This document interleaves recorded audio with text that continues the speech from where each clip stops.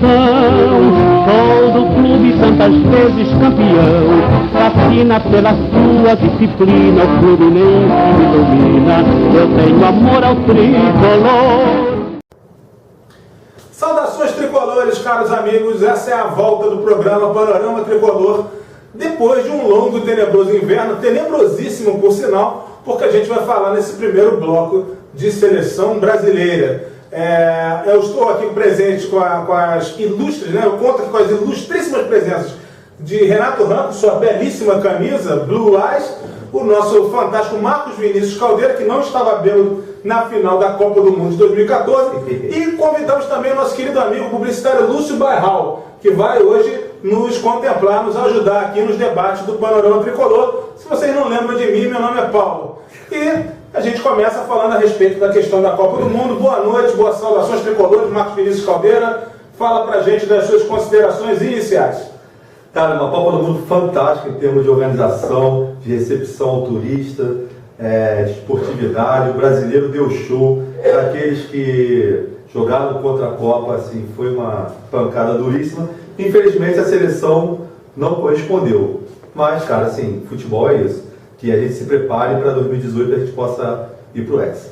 E houve uma confusão enorme que depois se dissipou também. Que é essa questão de você confundir a realização do evento, que é fundamental para o país, que enfim, é uma expressão do Brasil no mundo, com a questão política que é permanente, a causa tem que ser permanentemente debatida e resolvida por outros meios, por outras questões, né?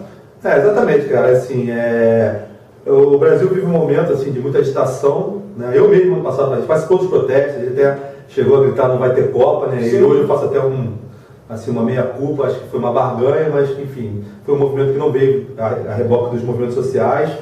Cabe uma análise aí de como é que foi feito isso. Agora, cara, aconteceu a Copa, foi um sucesso, o Brasil deu um show, cara, os estrangeiros estão maravilhados, porque antes eles viram para a beleza, agora eles viram que com sua organização, e cara, espero que não comece o movimento da imprensa do não vai ter Olimpíada, e que peça que o Globo, cara, o Globo no domingo, do dia da Copa, postou na sua capa já criticando as Olimpíadas. Cara, é inacreditável. Então a gente já lança. No Descobrir a Baía de Guanabara. Então a gente já lança a campanha, não vai ter Globo. Isso sim seria muito importante. Cara, seria um sonho do futebol brasileiro. Ele esteve lá com seus olhos azuis e confirmou todo o talento de Davi Luiz em Brasília. Renato Ranco, com suas considerações iniciais. Boa noite. Estive em Brasília assistindo o jogo do Brasil e Holanda. Jogo não teve Holanda. Não. Aconteceu. Vou chegar lá. E o que me chamou a atenção desde o início, quando os times entraram em campo, no aquecimento, foi o que me chamou a atenção.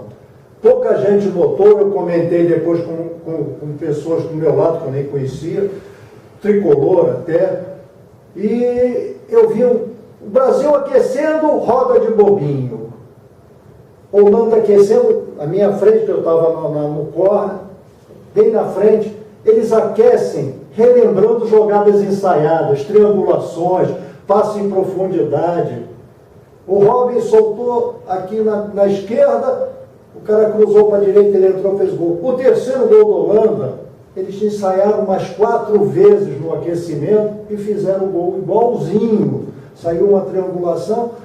Lógico que a defesa tem que combinar, como o Garrincha diz, combinou com a defesa adversária. Eu acho que eles combinaram com a nossa defesa, sim. Mas não deixa de ser curioso você falar isso, porque, por exemplo, na grande tradição da escola holandesa, que é a escola de 1974, a mais genial da história da Holanda, provavelmente uma das maiores da história do futebol, você tinha ali na prática o quê? Você tinha uma disposição tática fantástica, você tinha jogadores que se revezavam nas posições, então ninguém sabia quando o lateral direito ia pela ponta esquerda atacar. Mas você conseguiu uma coisa até muito mais improvisada do que hoje, né? Justamente por isso, como os jogadores se revezavam nas posições, não tinha tanto planejamento. O planejamento tático holandês da época era quem está perto da posição guarda, quem está na posição de ataque avança. E, claro, a Holanda tinha 8 ou 9 jogadores de altíssimo talento. Sim, mas isso que é uma coisa que não tem mais hoje. Começa a ganhar. Ali eu falei, Brasil não ganha hoje.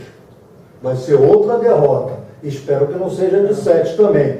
Agora, ali perdeu, porque você vê que eles têm uma organização tática, coisa que o Brasil não tinha. O Brasil não tem movimentação. Você no campo, você observa isso com muito mais facilidade. Deixa eu anunciar o convidado, depois a gente vai começar entrando, falando de Brasil, Holanda, nosso querido publicitário Lúcio Parral, tricolor de 4, 5 ou 6 costados, diretamente de Volta Redonda para o mundo, não é isso, Lúcio? Agora para lá, direto para lá. Uma honra ter você aqui com a gente. Obrigado pelo convite. Temos muito a falar, enfim, essa Copa, essa receptividade que ficou evidente para o mundo. Os arautos da objetividade que falavam que o Brasil não ia organizar uma Copa, que ia ser um caos. Durante a Copa do Mundo, o Brasil teve menos voos atrasados que a média mundial no mesmo período. Então, até os aeroportos, até a estrutura funcionou. O que todo mundo queria, vulgo Globo, veja, queria que desse tudo errado, não deu.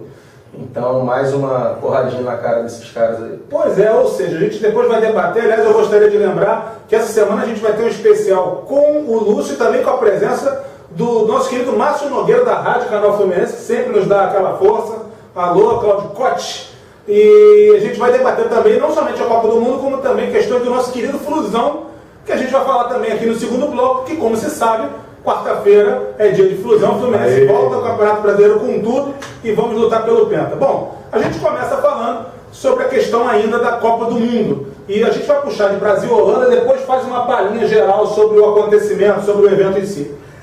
O Brasil, depois dos calamitosos 7-1 contra a Alemanha, que ainda são dignos de análise por tudo que aconteceu, por todas aquelas circunstâncias ali, você tomar 5 gols no intervalo, 4 gols no intervalo inferior a 6 minutos, é uma coisa difícil até de lembrar nas estatísticas da história. Acho que o Ibis aconteceu isso com o Ibis. Com o Ibis, né? Deve ter acontecido, né? Ibis e Santa Cruz. Eu, por exemplo, eu tive a honra de assistir Bangu 6 Flamengo 2 no Maracanã, mas não foi em 10 minutos, levou o jogo todo, mas em compensação vi 4 gols do craque formado nas Laranjeiras, Arthurzinho, marcando contra o Flamengo, um deles inclusive da intermediária. É coisa assim, as pessoas fingem que isso não aconteceu, mas eu estava lá e assisti. Bom, o Brasil, depois da sapecada que tomou da Holanda, foi encarar, da Alemanha, foi encarar a Holanda, e logo no primeiro minuto de partida, um pênalti mal marcado. Em compensação, nosso querido, eterno Thiago Silva deveria ter sido expulso pela situação da partida, é o último jogador a cometer a falta.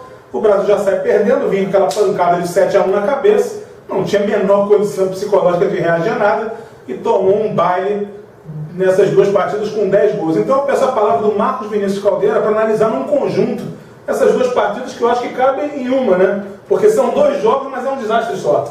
Cara, assim, a gente é claro, a gente é torcedor, né? Enfim. A gente quer que dê certo. Acredita sempre, eu torci muito no Brasil, principalmente por causa dos tricolores, do Fred, do Marcelo, do Barreira, né? Mas, cara, assim, a seleção brasileira, eu acho que o Brasil precisa, a Copa das Confederações faz muito mal ao Brasil. Foi assim em 2006, foi agora O Brasil é tricampeão. O Brasil ganhou a Copa das Confederações e acha que está tudo muito bem. Ganhou, começou jogando mal, deu liga no meio do campeonato e ganhou. O Filipão insistiu com o esquema, que era um 4-2-3-1 com o centroavante fixo. Mas, cara, assim, o cara joga pro centroavante, mas não tem jogada pro centroavante. A tática do Brasil era, joga a bola pro Neymar e vamos ver o que vai dar. Cara, o Neymar saiu que não jogou bem na fase de mata-mata, né? Também o Neymar é midiático demais. Enfim, acabou o Neymar, acabou o Brasil. E aí, cara, veio aquele apagão desastroso do jogo contra a Alemanha, né? Assim, pra começar, o cara não é culpado. Eles não tem, pra mim, já falei, não tem um culpado por esse desastre. É o todo, inclusive, o staff do futebol brasileiro, essa coisa toda. Agora, cara, ninguém fala do goleiro José. O primeiro gol, bola cruzada na área. Estilo Fernando Henrique. Nada, ele não sai da bola. Não, pulou estilo Fernando Henrique. Aí o Vila dá um tapa na bola, tudo bem, é muito perto. Mas foi um tapa na bola leve, a bola passa do lado dele, ele quer pular pra tirar, e toma gol. E aí depois, cara, foi um apagão de uma seleção que não tinha um jogador experiente ali para segurar a bola como teve de dia, em 58, para chegar mesmo, vamos parar, e foi um atrás do outro, e ali acabou de vez a seleção brasileira. Assim, só para tentar resumir o que eu acho. Peças não encaixaram na Copa, Hulk era para ter, não existiu. O Neymar não jogou isso tudo que falaram. O Brasil só teve uma coisa de bom enquanto teve espírito de luta, que foi o miolo de zaga. Por mais que critico o Davi Luiz, cara, o miolo de zaga era o melhor do Brasil. Tá, era o melhor coisa do Brasil. Então, cara, naquele momento ali, né? E aí, uma imprensa ridícula, tosca, querendo culpabilizar uma pessoa só, o Fred, né? Cara, e não era o Fred. Eu até dei graças a Deus que o Filipão botou o Fred no final. Ficou mais que provado. A ridícula da ESPN já fez minha culpa no próprio dia do jogo do. Não tem que culpar ninguém, realmente é o esquema. Eles não gostam da gente. Alô, ESPN, eu sei que vocês não gostam. E assim, infelizmente. A gente não gosta de vocês também. Infelizmente do esporte. Tinha que se repensar o futebol brasileiro, todo o estado do futebol brasileiro, TV Globo mandando, CBF, tática, os técnicos brasileiros são horrorosos, tomam baile do sul-americano, São Paulo dá de 10-0 em qualquer um deles, entendeu? Tem que pensar essa coisa, o Filipão já está demitido, acabou de anunciar. Assim, pra mim não era nem para pegar, não era nem para ter pego, entendeu? Então, cara, assim, estamos numa situação muito ruim. Eu acho que, como eu falei na crônica, né, é preciso um caos dentro de si para gerar uma estrela brilhante. De repente sai desse caos todo alguma coisa, porque tem que mudar, porque senão a gente vai patinar. O Santos e Barcelona já tinha sido um alerta, ninguém levou a sério aquilo. Pois é, meu caro Lúcio, eu pergunto, o Caldeira já chegou a dar um comentário dele, eu queria a tua análise um pouquinho, não digo necessariamente pormenorizado, mas saber se você pensa isso também. O principal desastre, o principal motivo que explica a goleada, os 4 gols lá em 6 minutos que o Brasil tomou da Alemanha, se deve à ausência de um jogador experiente, de um veterano, que não tivesse acalmado o time ali na hora daquele segundo gol. O goleiro já tinha falhado 2 vezes, a gente tinha tomado 2 gols, não era hora de parar e esfriar o jogo, falar, calma gente, vamos prender essa bola, vamos valorizar, vamos tentar encurtar os espaços, não vamos deixar eles entrarem na correria? Eu acredito que sim, mas o grande problema tinha os 2 zagueiros, Thiago Silva e Davi Luiz. Com a ausência do Thiago Silva, a posição era do Henrique. Era para tirar um e botar o outro da posição. Ele deslocou o Davi Luiz de lado, botou um outro zagueiro e o Davi Luiz, que do lado do Thiago Silva, que já tem as suas limitações, do lado contrário e sem o Thiago Silva para mandar ele ficar, ele depois do segundo gol ficou atabalhoado. Ele saiu marcando na frente da linha dos volantes, ele não marcou posição e depois do segundo gol ele se perdeu. Ele era o capitão. Quando no último jogo contra a Holanda a gente viu o Thiago Silva gritando com ele, fica, onde é que você está indo? Você quer, enfim, falou até palavrão, mas assim, você quer me ferrar? Marca a posição. Você quer me foder, não? Exatamente. Mas como ele estava... A foto está liberada no programa, você pode falar. Mas como ele estava como capitão e sem o Thiago Silva, ele se perdeu completamente. Só que, para grande parte da população que não entende futebol, que acompanha futebol a cada 4 anos, em Copas do Mundo, ainda acha que o Romário tinha que ter sido convocado, aquela história toda que a gente sabe, ele é um menino bom, ele deu entrevista falando, pedindo desculpa, e então ele é o queridinho. O vilão da Copa é o Fred, que era o Fred que ficava lá na frente, escorando o zagueiro, segurando o zagueiro, para que o Neymar tivesse meio campo livre, para vir com a bola dominada para o Neymar se criar. O Neymar se criou muito pela função tática também do Fred segurar zagueiro. Mas eu, o Edmundo, o Canavarro, a gente não entende futebol, quem entende é a Globo. Pois é, eu agora faço a pergunta para o nosso querido Renato Ramos, com seus olhos enfeitiçantes, né? Olhos que abalaram a Priscila Cabani. Renato, por onde na hora da verdade, linda como sempre, está em algum lugar das redes sociais. Renato, afinal de contas, o Fred se tornou o grande vilão da imprensa brasileira porque ele joga no Fluminense, porque ele estava realmente em péssima forma ou porque o homem que deveria municiá-lo, no caso Neymar, não passa a bola para ninguém? Vamos botar isso em ordem, né? Principalmente porque é do Fluminense. Sim, esse é o primeiro ponto. Quem tinha que municiar, não municiava, porque o Neymar queria ser o artilheiro da Copa, não ia dar para frente para fazer gol. Regra de ressalto, né? O Neymar não só não passa, o Neymar não tem a menor dúvida, gente, que vai ser um grande jogador, já é um grande jogador. Agora, para ser cracaço, melhor do mundo, ele tem que aprender a jogar coletivamente, passar a bola para os companheiros de time. Ele não passa a bola para nenhum ser humano em nenhuma hipótese. Ele só se liberta da bola se tiver 3 na marcação em cima dele. Consequentemente, o passe sai errado, não chega ao objetivo. Eu vou resumir só uma coisa. Ele agora vai ter Cícero, Conca, E se o Wellington nem chegar, o Wellington nem artilheiro do Brasileirão. Se tiver isso, ele vai fazer gol. Na seleção, o Oscar não dá a bola para ele, Neymar não dá a bola para ele, o Fluminense ele vai receber todas as bolas possíveis. Quem dava a bola para ele?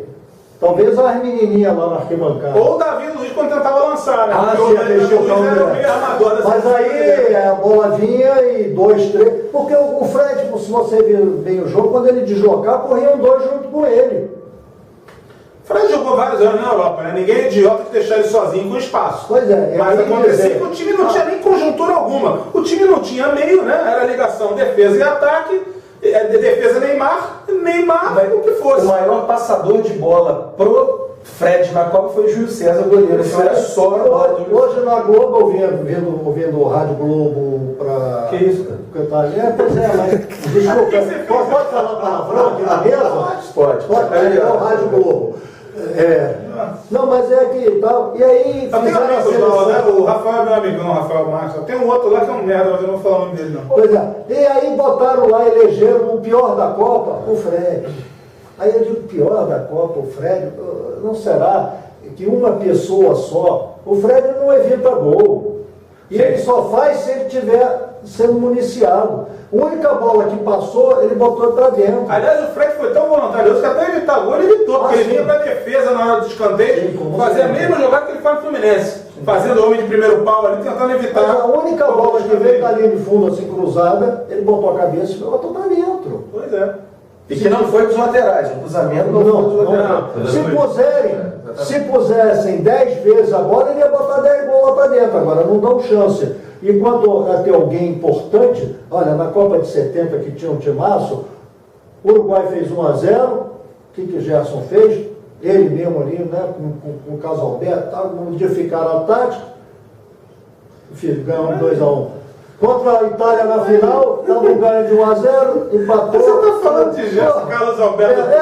Porque nessa merda dessa seleção não tinha ninguém desse nível. Só umas coisas assim. Primeiro, o dia que um atacante for responsável por um time tomar 10 gols em 2 jogos, o futebol é outro. Mudou alguma coisa lá, alguma regra, é a primeira coisa. Segundo, uma seleção que não tem um meio armador clássico de passador, não pode ir a lugar nenhum. O Filipão levou um cacetão de volantes e o William e o Oscar. Os dois conduzem bola. Então não dá pra ser. Os laterais não jogaram porra nenhuma. Nem Marcelo, nem Michael, nem Daniel Alves. O maior municiador de bolas pro Fred da Copa do Brasil foram os laterais. Então não chegou lá. Cara, e a dupla de volante que jogou contra a Alemanha, porque a gente vai falar da zaga, cara, mas assim, aquele velho esquema, essa zaga do Fluminense era horrorosa, tomou 370 gols ano passado, botou lá a proteção, hoje é menos vazada do brasileiro, cara, Fernandinho e Luiz Gustavo no jogo contra a Alemanha, o Fernandinho com a bola, ele foi de primeiro, errou, na segunda entregou no pai, ninguém fala isso, cara, ninguém fala isso. Foi muito rápido, passou, a gente ainda tem uma prorrogação de prazo nesse bloco, porque a gente vai se despedir de Lúcio Bairral. Motivo, o Lúcio ainda volta essa semana no especial Panorama Tricolor. É a ele que eu dedico essa pergunta. Querido Lúcio, o futebol brasileiro tem que mudar. Você concorda? Concordo, ele tem que treinar. Tem que treinar, tem que ser trabalho, não esquenta dentro da Granja Comari, Jornal da Globo dentro da Granja Comari, Luciano Huck dentro da Granja Comari, entra uma mulher cadeirante, né, no treino da Granja Comari. Não acontece, não tem treino, não se treina, não tem tática, não tem técnica, não tem treino. E mais uma pergunta para você, a imprensa esportiva tem que mudar? Olha, o jornalismo brasileiro, principalmente, ele é o lixo da nossa sociedade. E a esportiva é o chorume desse lixo, é o resto do resto. É partidário, ele é hipócrita, ele precisa mudar muito. Eles são irresponsáveis. Alô, amigo fã do esporte, vocês são irresponsáveis. Queria agradecer a presença do nosso querido Lúcio Bairral. A gente volta no segundo bloco. Ele virá nos redimir. Márcio Nogueira, da Rádio Canal Fluminense, jornalista com amplo credenciamento na mídia de forma séria e quanto mais, virá debater com a gente sobre o nosso querido Fluminense. Daqui a pouco a gente volta para o segundo bloco do programa do Panorama Tricolor.